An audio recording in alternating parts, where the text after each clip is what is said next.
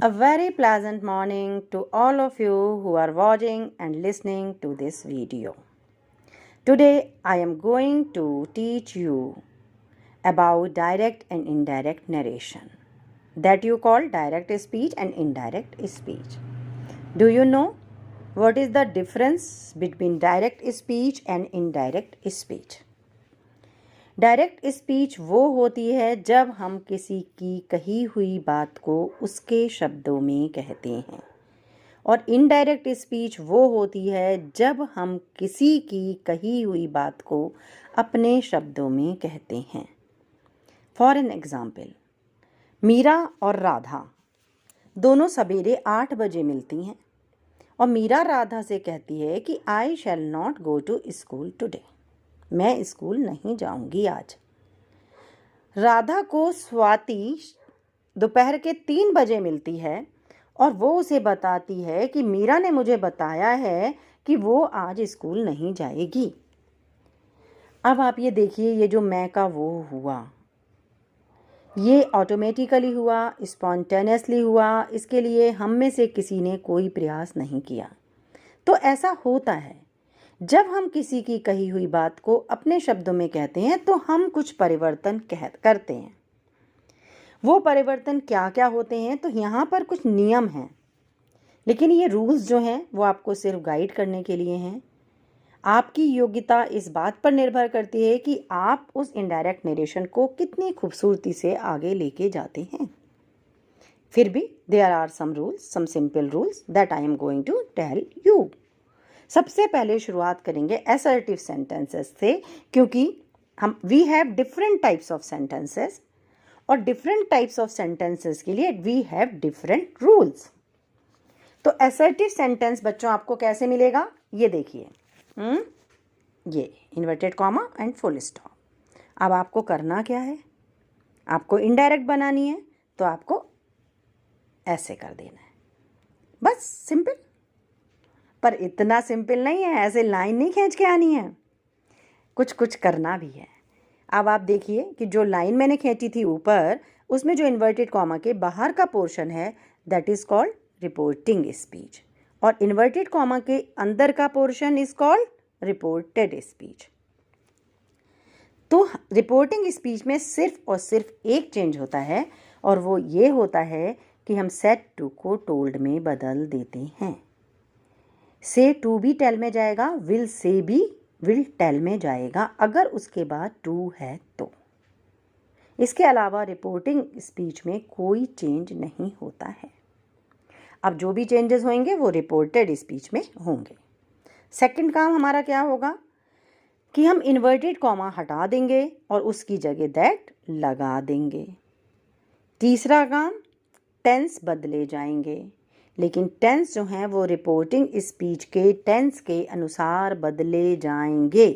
यानी अगर reporting speech की वर्ब प्रेजेंट में है तो रिपोर्टेड प्रेजेंट में ही रहेगी, अगर वो पास्ट में है तो वो पास्ट हो जाएगी, अगर वो पास्ट है और रिपोर्टेड ऑलरेडी पास्ट इंडेफिनिट है तो रिपोर्टेड पास्ट परफेक्ट में बदल जाएगी। परंतु यूनिवर्सल ट्रुथ्स के टेंस नहीं बदलेंगे। जैसे the sun rises in the east, सूरज कल भी पूरब में ही निकलता था, आज भी निकलता है और कल भी निकलेगा। वो अपनी दिशा नहीं बदलेगा, अपनी स्थिति पे अडिग है, तो हम भी अडिग रहेंगे, हम कोई चेंज नहीं करेंगे।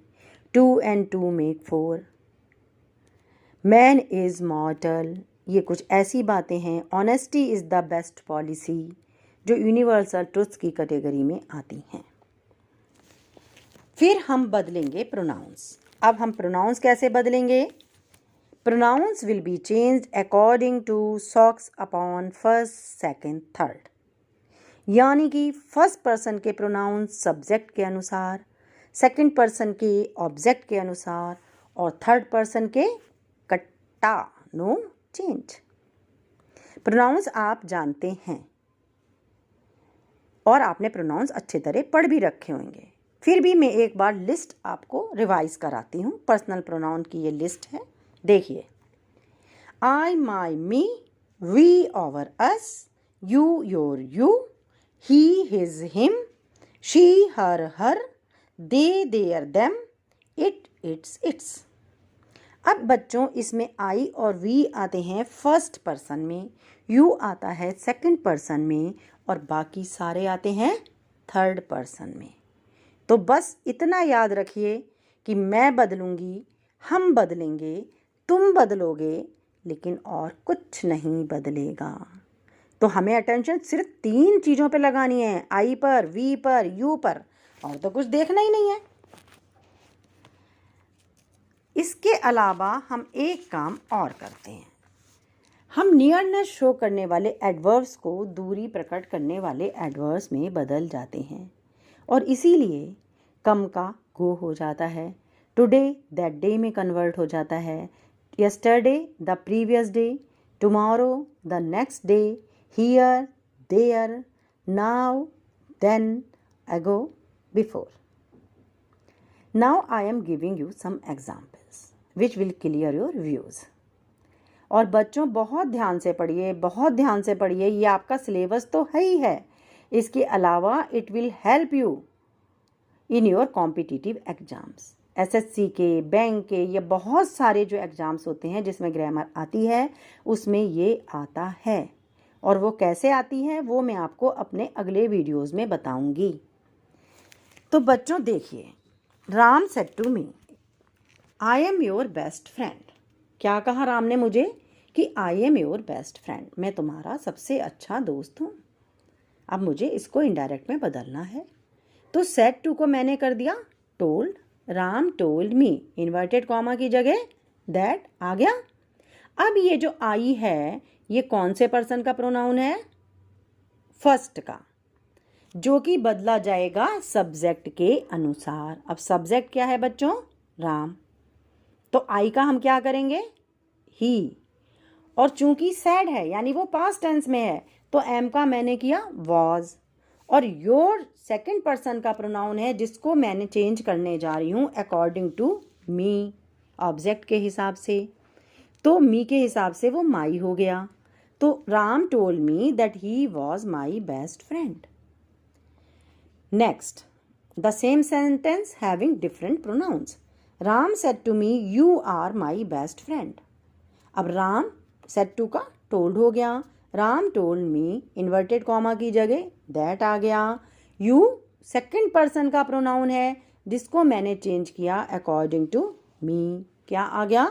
I। Was my गया राम के हिसाब से, his best friend, दोनों में अंतर आ गया। पहले सेंटेंस में राम ने मुझसे कहा कि वो मेरा अच्छा दोस्त है, दूसरे सेंटेंस में उसने मुझसे कहा कि मैं उसका बहुत अच्छा दोस्त हूँ। अब अगर आप प्रोनाउंस का सीक्वेंस गड़बड़ा देंगे तो अर्थ का अनर्थ हो जाएगा। Ram said to you I am your best friend. अब राम ने आपसे कहा है, राम टोल्ड यू दैट। अब ये आई जो है वो राम के हिसाब से क्या हुआ? He. Ram told you that he was your, अपनी जगह रहा, यू के हिसाब से best friend. Ram said to me, the next sentence is he is my best friend. Ram told me that, he पर तो हमें ध्यान ही नहीं देना है, ही रहेगा। वॉज अपनी जगह हो गया, माई राम के हिसाब से हिज हो गया बेस्ट फ्रेंड। क्लियर? और मुझे लगता है कि अब आपको कोई प्रॉब्लम नहीं होनी चाहिए। आगे मैं और चेंजेस भी करूंगी, क्योंकि वीडियो लंबा हो रहा है इसलिए एग्जाम्पल्स जो हैं, सैम्पल्स जो हैं वो मैं आपको अपने अगले वीडियो में दे रही हूँ। Till then have a very good day and